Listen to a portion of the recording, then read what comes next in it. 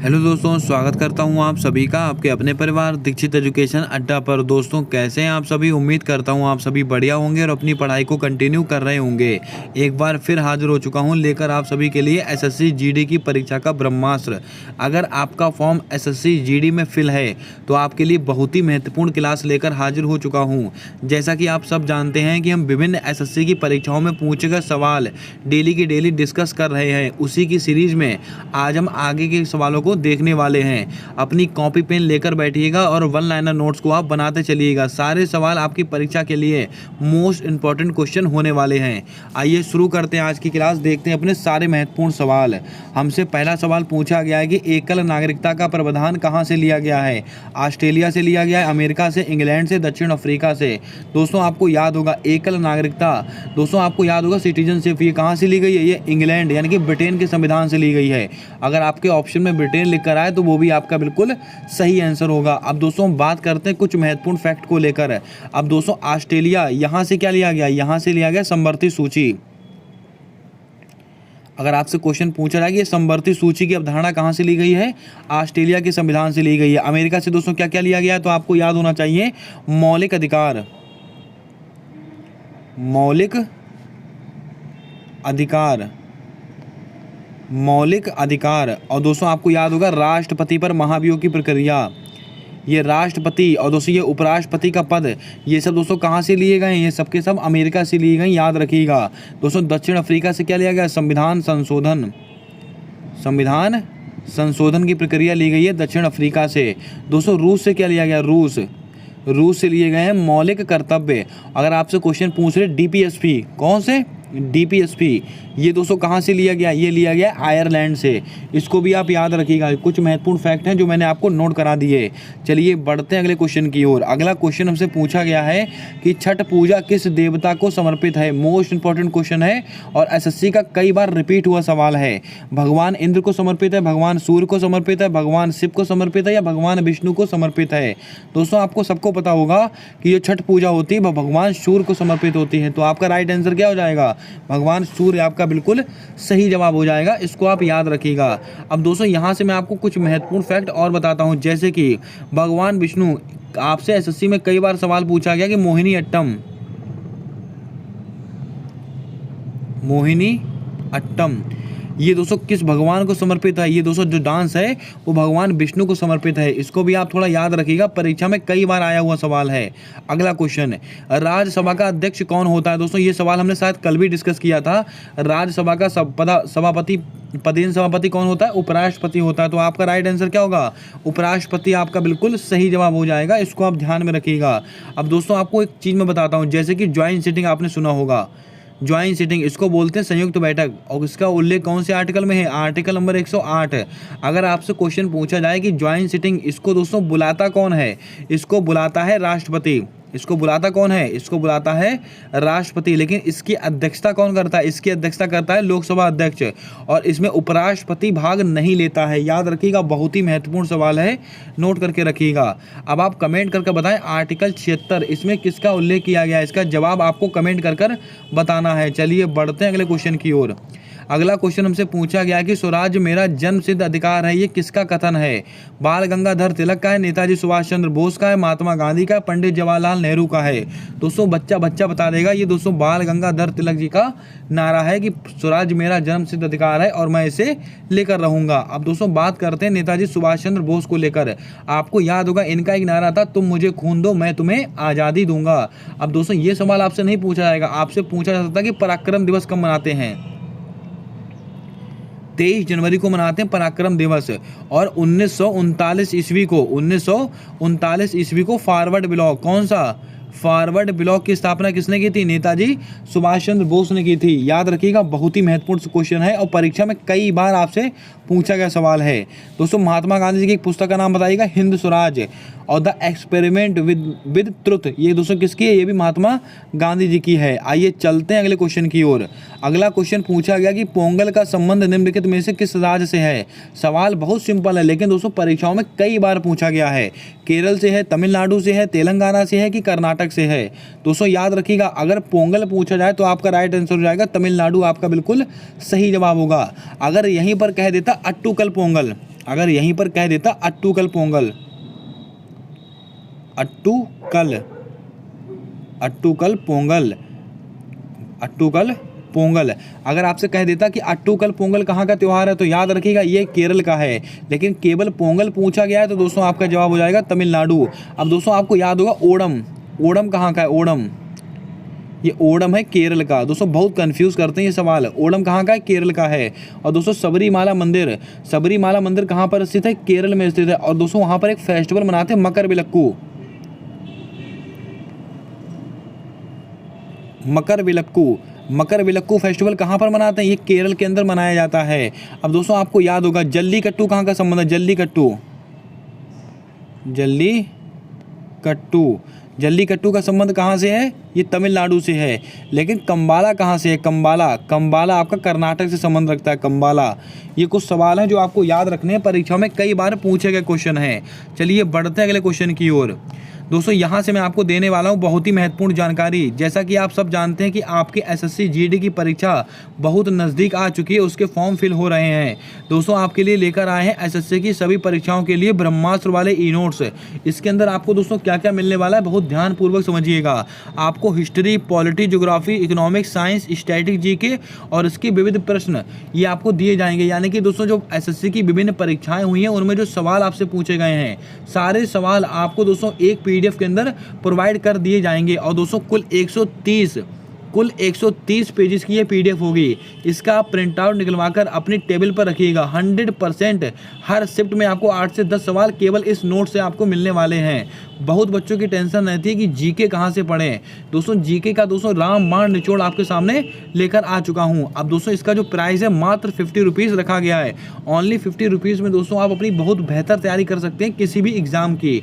अब दोस्तों आपको बताते हैं कि इसको आप परचेज कैसे करेंगे। एक नंबर मैं आपको प्रोवाइड कर रहा हूँ, वो नंबर आप नोट कर लीजिएगा, 70 78 142 717। ये दोस्तों हमारा व्हाट्सएप बिजनेस अकाउंट नंबर है। इसके ऊपर आप कॉल मत कीजिएगा, व्हाट्सएप पर आपकी जो भी क्वेरीज हैं इसके ऊपर दोस्तों आप पूछ सकते हैं। आप फ़ोन पे, गूगल पे, पेटीएम कुछ भी चलाते हो, ओनली 50 रुपीज़ पे कर उसका स्क्रीनशॉट लेकर इसी व्हाट्सएप नंबर पर आप मुझे शेयर कीजिएगा। आपको दोस्तों ये नोट्स आपको प्रोवाइड कर दिए जाएंगे। उम्मीद करता हूँ आपको जानकारी पसंद आई होगी। क्लास को पहली बार देख रहे हो तो क्लास को लाइक कर देना। चैनल पर पहली बार आए हो तो चैनल को सब्सक्राइब कर बेल वाला आइकन ध्यान से दबा लेना, ताकि आने वाली क्लासेस के अपडेट्स आप तक आसानी से पहुँचते रहें।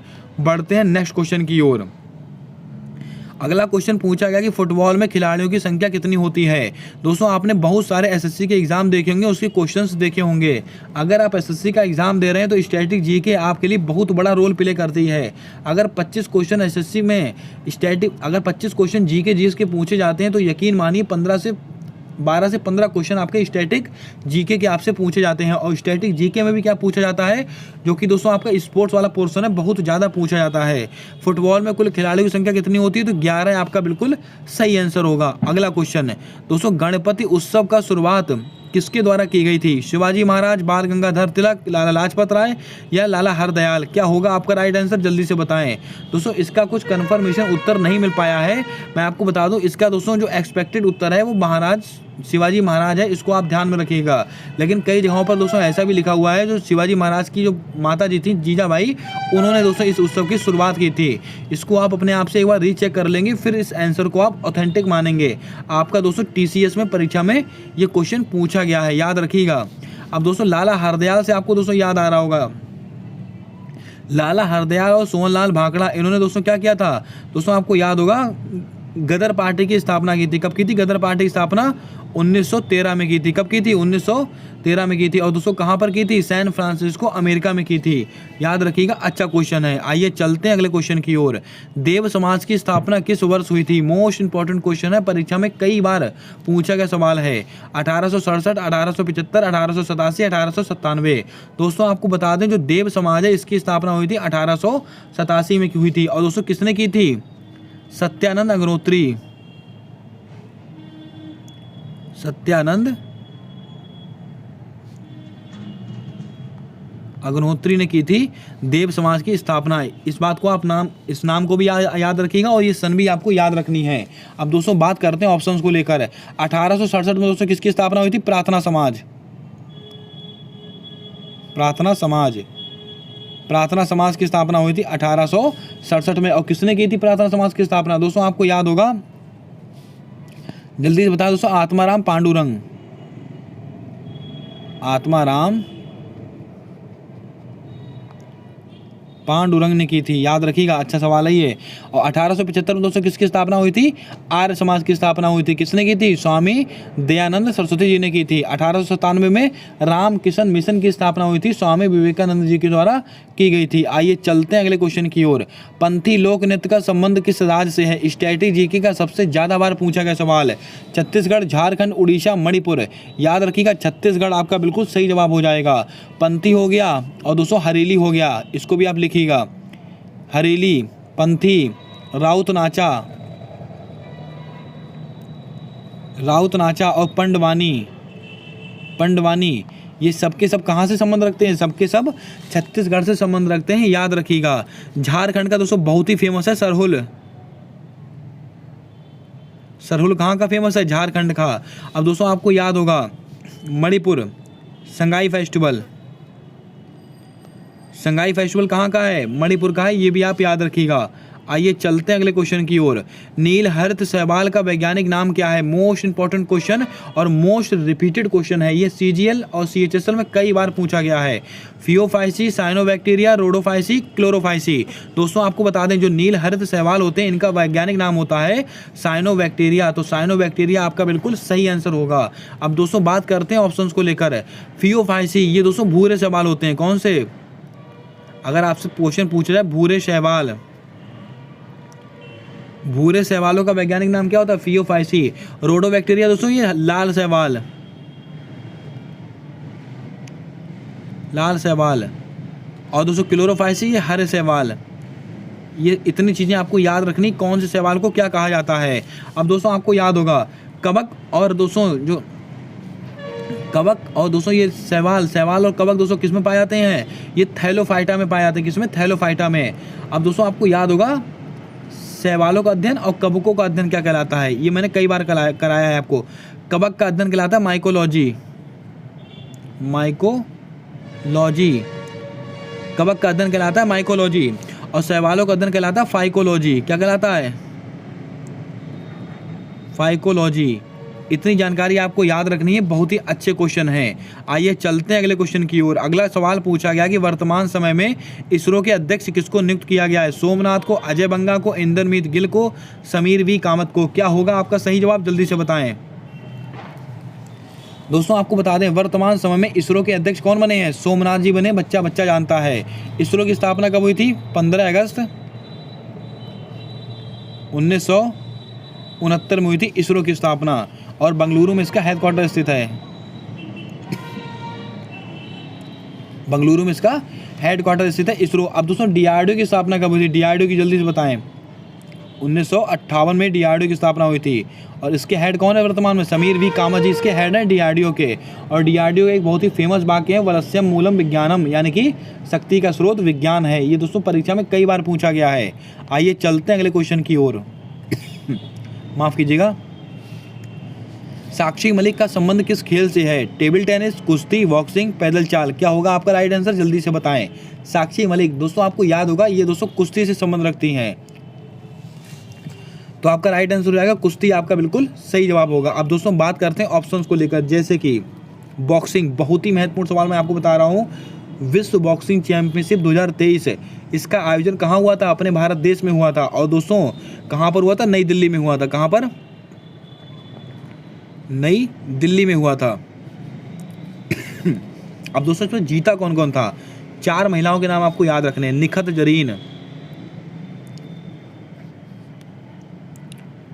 जरीन, लवलीना बोरगोहन, नीतू घंगास, स्वीटी बुरा। इन 4 महिलाओं ने दोस्तों भारत देश को स्वर्ण पदक दिलाया था विश्व बॉक्सिंग चैंपियनशिप 2023 के अंदर। इतनी जानकारी आपको होनी चाहिए, परीक्षा में आपसे 100% सवाल आपसे पूछा जाएगा। अब दोस्तों टेबल टेनिस, इनका संबंध शरद कमल अंचता, शरद कमल अंचता, इनका संबंध किससे है? इनका संबंध है टेबल टेनिस से। ये क्यों महत्वपूर्ण है? क्योंकि 2022 के अंदर मेजर ध्यानचंद खेल रत्न पुरस्कार किसको दिया गया? ये दिया गया है शरद कमल अंचता को। आइए चलते हैं अगले क्वेश्चन की ओर। केंद्रीय निर्वाचन आयोग किस अनुच्छेद में उल्लिखित है? अनुच्छेद 324, 343, 280, 266। दोस्तों आपको बता दें, केंद्रीय निर्वाचन आयोग, इसका उल्लेख कौन से आर्टिकल में है? तो आपको याद होना चाहिए आर्टिकल 324। तो आपका राइट आंसर क्या होगा? आर्टिकल 324 आपका बिल्कुल सही जवाब हो जाएगा। और वर्तमान में मुख्य चुनाव आयुक्त कौन है? राजीव कुमार। कौन है? राजीव कुमार। अब दोस्तों आपको एक सवाल बताना है कि मतदाता दिवस कब मनाते हैं? जल्दी से बताएं, मतदाता दिवस कब मनाया जाता है? इसका जवाब आपको कमेंट कर कर बताना है। अब दोस्तों तब तक हम ऑप्शंस को लेकर बातें करते हैं, जैसे कि आर्टिकल नंबर 343, इसमें किसका उल्लेख है? राजभाषा का उल्लेख है। अब दोस्तों बात करते हैं आर्टिकल 280, इसमें दोस्तों किसका उल्लेख है? वित्त आयोग। वित्त आयोग। आर्टिकल 266, इसमें किसका उल्लेख है? संचित निधि। संचित निधि। इतनी जानकारी आपको याद रखनी है, बहुत ही अच्छे क्वेश्चन है। विश्व मतदाता दिवस कब, राष्ट्रीय मतदाता दिवस कब मनाते हैं? इसका जवाब आपको कमेंट कर कर बताना है। दोस्तों आपको याद होगा पहले मुख्य चुनाव आयुक्त कौन थे? सुकुमार सेन। और पहली महिला मुख्य चुनाव आयुक्त कौन थी? रमा देवी। ये दो क्वेश्चन भी आप याद रखिएगा, परीक्षा में ये भी सवाल पूछे गए हैं। लाइफ ऑफ पाई पुस्तक के लेखक कौन है? रस्किन बॉन्ड, किरण देसाई, किरण बेदी, यान मार्टेल। दोस्तों याद रखिएगा, परीक्षा में कई बार सवाल पूछा गया। ये लाइफ ऑफ पाई ये पुस्तक है दोस्तों यान मार्टेल की। तो आपका राइट आंसर हो जाएगा यान मार्टेल, आपका बिल्कुल सही जवाब होगा। अगला सवाल, जलोढ़ मिट्टी किस रंग की पाई जाती है? किस रंग की होती है? लाल रंग की, पीले रंग की, हल्का धूसर रंग की या काले रंग की? दोस्तों आपको याद होगा जलोढ़ मिट्टी भारत के सर्वाधिक हिस्से में पाई जाती है और सबसे उपजाऊ मिट्टी मानी जाती है जलोढ़ मिट्टी। ये गंगा के दोस्तों जो किनारे वाले क्षेत्र हैं यहाँ पर अधिक मात्रा में जलोढ़ मिट्टी पाई जाती है। और दोस्तों इसका जो रंग होता है हल्का धूसर रंग। तो आपका राइट आंसर क्या होगा? हल्का धूसर रंग। और जो दोस्तों लैटेराइट मिट्टी होती है उससे ईंटें बनाई जाती हैं। काली मिट्टी, इसको दोस्तों कपासी मृदा भी कहते हैं। क्या कहते हैं?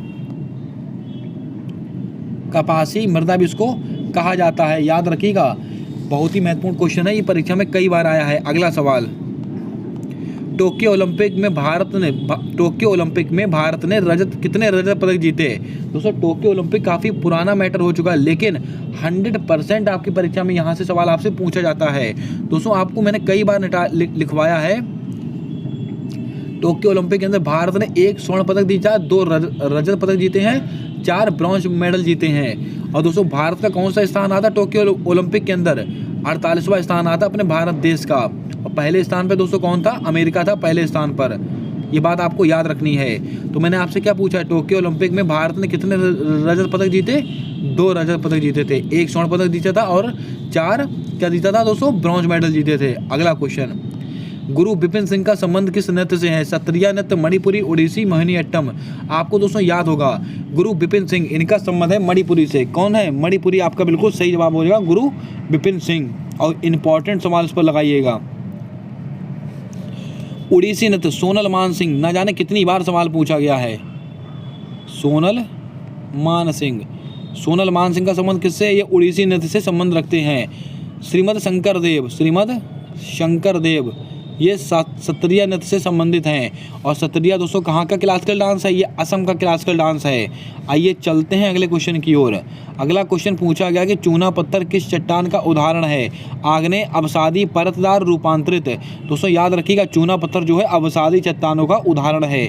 और ये सवाल भी हमारे लिए महत्वपूर्ण है, परीक्षा में न जाने कितनी बार रिपीट हुआ क्वेश्चन है। अगला क्वेश्चन है, राधा स्वामी सत्संग की स्थापना किसके द्वारा की गई थी? महात्मा ज्योतिबा फुले, आत्माराम पांडुरंग, स्वामी दयानंद सरस्वती या शिवदयाल साहब? दोस्तों इसका आंसर, एक्सपेक्टेड आंसर ये हो सकता है, इसको आप अपने आप से एक बार जरूर से जरूर रीचेक जरूर कर लेंगे। दोस्तों राधा स्वामी सत्संग की स्थापना किसके द्वारा की गई थी? शिवदयाल साहब के द्वारा की गई थी। और दोस्तों इसका आंसर आपको अपने आप से रीचेक करना है। और ये सवाल भी आपके TCS में पूछा गया क्वेश्चन है, इसलिए मैंने इसको यहाँ पर इंक्लूड किया है। और दोस्तों अभी मैंने आपके बता दिया था, महात्मा ज्योतिबा फुले इन्होंने क्या किया था? सत्यशोधक समाज की स्थापना की थी 1873 ईस्वी में। आत्माराम पांडुरंग ने क्या किया था? प्रार्थना समाज की स्थापना की थी 1867 ईस्वी में। स्वामी दयानंद सरस्वती जी ने क्या किया था? आर्य समाज की स्थापना की थी 1875 ईस्वी में। आइए चलते हैं अगले क्वेश्चन की ओर। राज्य के नीति निर्देशक तत्व किस भाग से संबंध रखते हैं? मोस्ट इंपॉर्टेंट क्वेश्चन है ये और परीक्षा में 100% पूछा जाता है। अगर आप एसएससी का एग्जाम दे रहे हैं तो आर्टिकल 36 से 51 के बीच में पढ़कर चले जाए, हर शिफ्ट में आपको सवाल देखने को मिलेगा। ये दोस्तों बहुत सारी शिफ्टों का दोस्तों जो एनालिसिस कराया है उसके एक्सपीरियंस के बेस पर मैं ये बात बोल रहा हूँ कि 36 से 51 के बीच में बहुत ज़्यादा आर्टिकल आपसे पूछे जाते हैं। राज्य के नीति निर्देशक तत्व, इसका उल्लेख कौन से आर्टिकल कौन से भाग में किया गया है? भाग 2, भाग 3, भाग 4, भाग 5। तो याद रखिएगा ये दोस्तों किए गए हैं आपके भाग 4 में। तो आपका राइट आंसर क्या हो जाएगा? भाग 4 आपका बिल्कुल सही जवाब होगा। अब ऑप्शंस को लेकर हम बात करते हैं। जैसे कि अगर आपसे क्वेश्चन पूछा जाए भाग 3, इसमें क्या है? मौलिक अधिकार।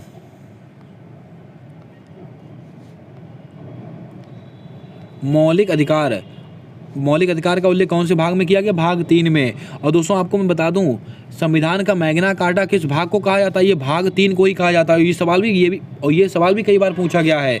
भाग 4 में क्या है? राज्य के नीति निर्देशक तत्व यानी कि डीपीएसपी। भाग 4A इसमें क्या है? मौलिक कर्तव्य का उल्लेख किया गया है। भाग 5 में क्या है? इसमें संघ सरकार है। इसमें राष्ट्रपति उपराष्ट्रपति सब आ जाएंगे। यानी कि दोस्तों जो हमारे संविधान का सबसे बड़ा भाग कौन सा? भाग 5 है। और भाग 2 में क्या है? एकल नागरिकता का प्रावधान है भाग 2 के अंदर है।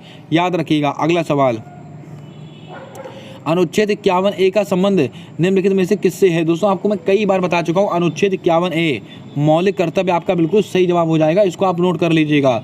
अब दोस्तों आपको याद होगा सरदार स्वर्ण सिंह समिति। और दोस्तों आपको याद होगा कितने मौलिक कर्तव्य जोड़े गए थे? 10 मौलिक कर्तव्य जोड़े गए थे। 10 मौलिक कर्तव्य जोड़े गए थे। कौन सा संविधान संशोधन था? 42वां कॉन्स्टिट्यूशन अमेंडमेंट के द्वारा और 1976 में हुआ था 42वां संविधान संशोधन। इतने सवाल ना जाने कितनी बार आपसे परीक्षा में पूछ लिए जाते हैं। कार्यपालिका और न्यायपालिका का पृथक्करण कौन से आर्टिकल में है? आर्टिकल नंबर 51 में, माफ कीजिएगा आर्टिकल नंबर 50 में है। किसमें? आर्टिकल नंबर 50 में है। और अंतर्राष्ट्रीय शांति ये आर्टिकल नंबर 51 में है। पोषण संबंधी अधिकार आर्टिकल नंबर 47 में है। इन सवालों को भी आप याद रखिएगा। सारे सवाल मैं आपको बताते चल रहा हूँ जितने सवाल दोस्तों बता सकता हूँ। अगला क्वेश्चन, महिला एशिया कप 2022 का विजेता कौन बना था? दोस्तों ये उस समय सवाल पूछा गया था। इसका आंसर था भारत। आपका बिल्कुल सही जवाब होगा। लेकिन अब तैयार हो जाइए एशियाई खेलों को लेकर।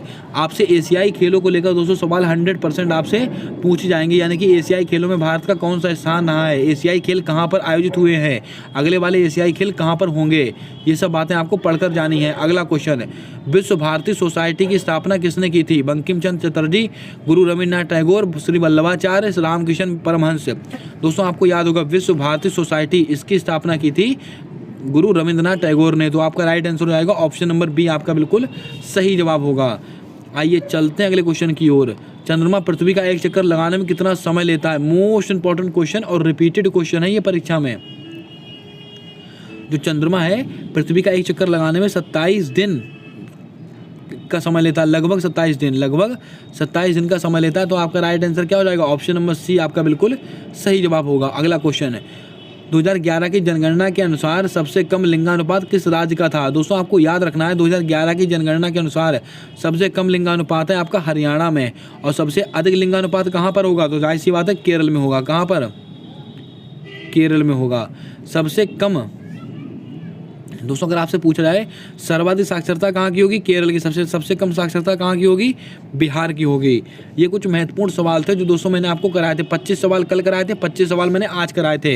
ऐसे ही करके जितने सवाल दोस्तों हो सकते हैं और उनसे बनने वाले जो भी सवाल बताए जा सकते हैं सारे सवाल मैं आपको बताते चल रहा हूँ। इनको बस आप कॉपी में नोट करते रहिएगा।